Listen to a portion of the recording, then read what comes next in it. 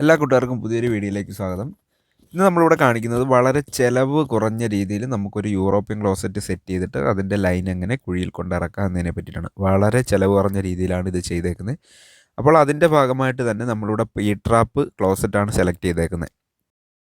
വീടിനകത്തുള്ള bathroom അല്ല, ഇത് വീടിന് പുറത്തുള്ള ബാത്റൂമാണ്. അപ്പോൾ നമ്മളിവിടെ സെലക്ട് ചെയ്തേക്കുന്നത് പീ ട്രാപ്പ് ക്ലോസറ്റാണ്. അപ്പോൾ ടൈലെല്ലാം ഇട്ട് കഴിഞ്ഞതിന് ശേഷമാണ് നമ്മളിവിടെ ക്ലോസറ്റ് വെക്കാനായിട്ട് വന്നത്.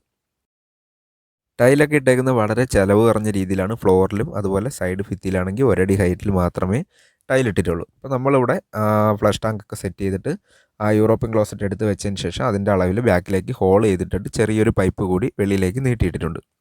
അപ്പോൾ നമ്മളിവിടെ ഫിറ്റിങ്സൊക്കെ എടുത്തേക്കുന്നത് വളരെ കുറച്ച് ഫിറ്റിങ്സ് മാത്രമേ എടുത്തിട്ടുള്ളൂ. അപ്പോൾ ഒരു എയർ കവൾ എടുത്തിട്ടുണ്ട്, ഒരു ഡോർട്ടി എടുത്തിട്ടുണ്ട്, ഒരു 4 ഇഞ്ച് എൽബോ എടുത്തിട്ടുണ്ട്, അതുപോലെ ഒരു 45, 2 ഇഞ്ചിൻ്റെ 2 45, ഒരു 4ക്ക് 2 റെഡ്യൂസറും, പിന്നെ അത് എയർ പൈപ്പ് ഉറപ്പിക്കാനായിട്ടുള്ള ക്ലാമ്പും കുറച്ച് ആണിയും മാത്രമേ ഇവിടെ എടുത്തിട്ടുള്ളൂ. അതുപോലെ തന്നെ 2 ഇഞ്ചിൻ്റെ ഒരു 2.5 മീറ്റർ പൈപ്പും അതുപോലെ 4 ഇഞ്ചിൻ്റെ ഒരു ഫുൾ ലെങ്ത് പൈപ്പുമാണ് ഇവിടെ എടുത്തേക്കുന്നത്.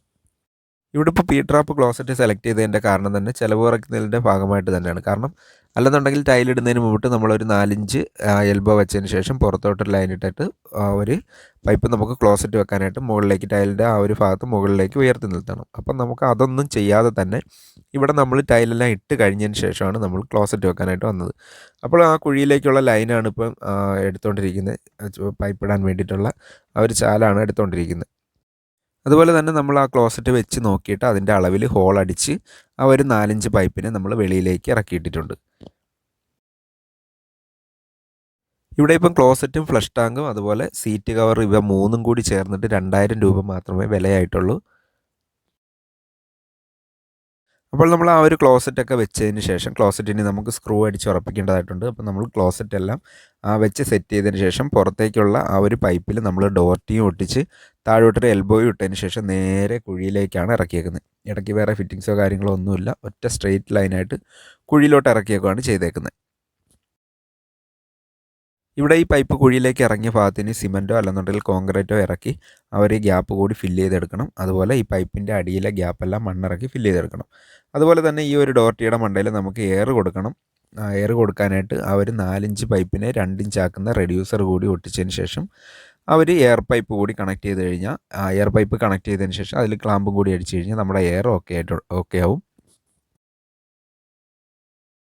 ഫ്രണ്ട്സ്, അപ്പോൾ ഇവിടെ ഈ 4ക്ക് 2 റെഡ്യൂസർ ഭിത്തിയിലേക്ക് ചേർന്നിരിക്കുന്ന ഒരു ടൈപ്പ് വാങ്ങാൻ കിട്ടും. അതിൻ്റെ പേരെന്താണെന്ന് അറിയില്ല. അപ്പോൾ അത് അറിയാവുന്നവർ ജസ്റ്റ് ഒന്ന് കമൻറ്റ് ചെയ്യണം.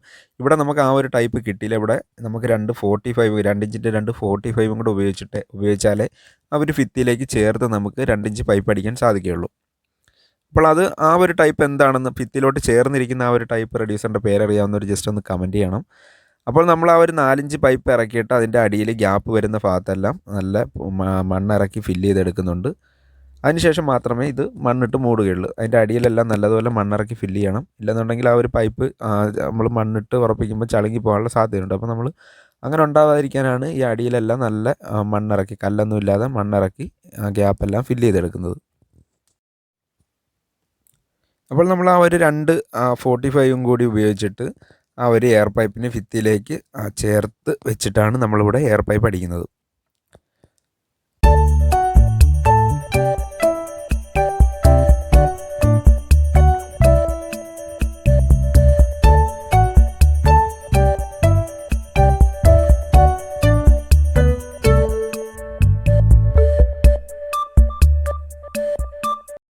അപ്പോൾ ഇവിടെ ഈ ഒരു വർക്ക് ചെയ്തേക്കുന്നത് വളരെ ചിലവ് കുറച്ചുള്ള രീതിയിൽ തന്നെയാണ്. കാരണം നമുക്കിവിടെ പ്ലംബിങ്ങിനായിട്ട് നമ്മൾ രാവിലെ വന്നിട്ട് ഉച്ചയായപ്പോഴേക്കും നമ്മുടെ വർക്കെല്ലാം കംപ്ലീറ്റ് ആയി. അത് ഇത്രയും തോണ്ടാനുണ്ടായതുകൊണ്ട്, കട്ടിത്തറയായതുകൊണ്ട് തന്നെ തോണ്ടുന്ന ആ ഒരു താമസമേ നമ്മളൊക്കെ ഉണ്ടായിട്ടുള്ളൂ. അതുപോലെ തന്നെ ബാക്കി എല്ലാം കൂടി ചേർത്തിട്ട് നമുക്ക് ഉച്ചവരെയുള്ള വർക്കേ ആയിട്ടുള്ളൂ. അതുപോലെ തന്നെ ഇവിടെ ഈ പുറത്തെ ഭിത്തിയോ കാര്യങ്ങളോ ഒന്നും തന്നെ തേച്ചിട്ടില്ല. സാമ്പത്തികത്തിൻ്റെ പ്രശ്നം കൊണ്ട് തന്നെയാണ്. അതുപോലെ തന്നെ അകത്ത് ടൈൽസ് ഒട്ടിച്ചേക്കുന്നത് നിങ്ങൾ നേരത്തെ കണ്ടായിരുന്നു. അത് പിന്നെ ഫ്ലോർ ഒട്ടിച്ചിട്ട് സൈഡ് വാള് നമ്മൾ ഒരു ടൈൽസ്, അതായത് ഒരടി ഹൈറ്റിൽ മാത്രമേ ടൈൽസ് ഒട്ടിച്ചിട്ടുള്ളൂ.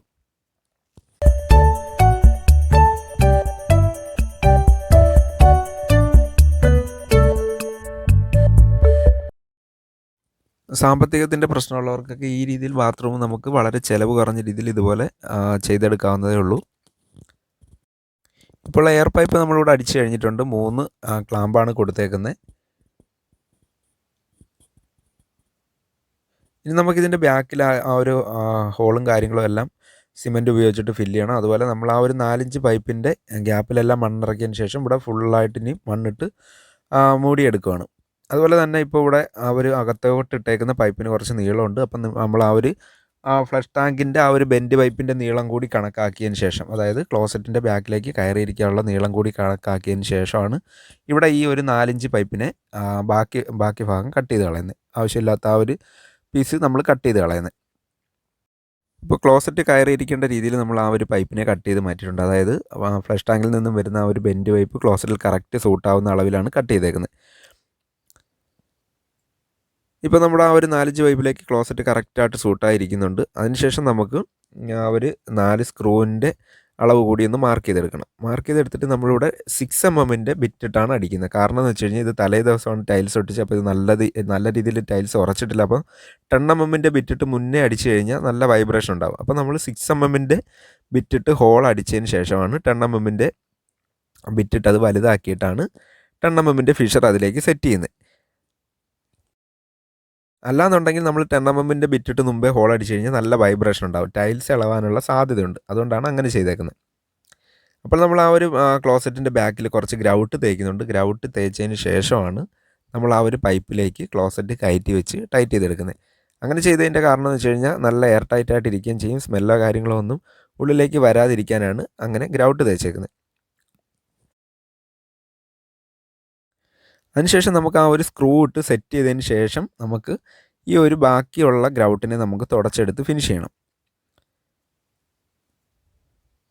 അപ്പോൾ ഇവിടെ എടുത്തേക്കുന്ന ബ്രാസ് സ്ക്രൂ ആണ്. 3 ഇഞ്ചിൻ്റെ ബ്രാസ് സ്ക്രൂ ഉപയോഗിച്ചിട്ടാണ് നമ്മൾ ഈ ഒരു ക്ലോസറ്റിനെ ഇവിടെ ടൈറ്റ് ചെയ്തേക്കുന്നത്. അപ്പോൾ ക്ലോസറ്റ് ഫിറ്റിങ്ങിൻ്റെ ഫുൾ ഡീറ്റെയിൽസ് അടങ്ങുന്ന ഒരു വീഡിയോ നമ്മൾ ഇതിന് മുന്നേ നമ്മുടെ ചാനലിൽ ചെയ്തിട്ടുണ്ട്. അപ്പോൾ അതിൻ്റെ ലിങ്ക് ഇതിൻ്റെ ഡിസ്ക്രിപ്ഷനിൽ കൊടുത്തേക്കാം. അപ്പം താല്പര്യമുള്ളവർക്ക് വേണമെങ്കിൽ അതൊന്ന് കാണാം.